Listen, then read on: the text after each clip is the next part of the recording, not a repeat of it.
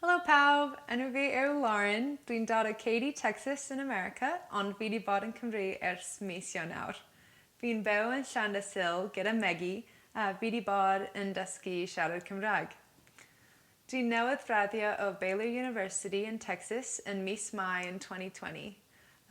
O'n i'n rhan o undeb Cresnogol yna, a dyma ble nes I cwrdd Megi pan oedd hi yn Texas. Nath hi rhannu ei calon hi gyda fi am Gymru a dyhead am bobl I nabod Iesu yma.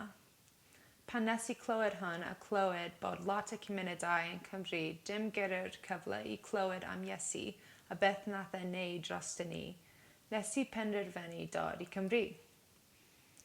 Fi'n moyn I bod rhan o'r gwaith mae Duw yn wneud yma ac moyn pobl I gwybod bod Duw yn moyn perthynas go iawn gyda nhw. Nath Duw achub fi a hollol newid bywyd fi ers fi credu, dilyn a trystio'n Iesu. Mae wedi dod â fi o farwolaeth I fywyd a dwi'n moyn pobl o Gymru profi yr un peth â fi I profi y pŵer a'r cariad a gras Duw.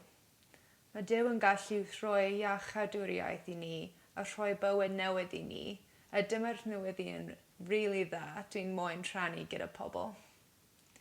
Duw yw arweinydd fy mywyd a dwi'n moyn I wrando a bod ifydd I wneud beth mae Duw ac yr Ysbryd Glân yn dweud a ble mae nhw arwain fi. Felly nes I symud I Llanw yn ystod I blwyddyn gap fi I gweithio gyda eglwys ffynon a rhannu gyda pobl Llanw pwy ni'n gallu troi at I ffeindio gobaith ni a bywyd newydd. Ni'n moyn datgan a byw mas o'r Efengyl a dwi'n gyffrous a falch I bod yma rhan y teulu yma.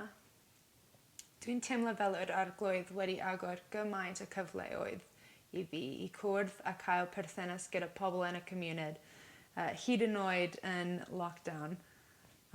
Mae'n ddangos I ni ei ffyddlonau fe, a mae'n symud calonau pobl I bod yn curious ac agos I fe.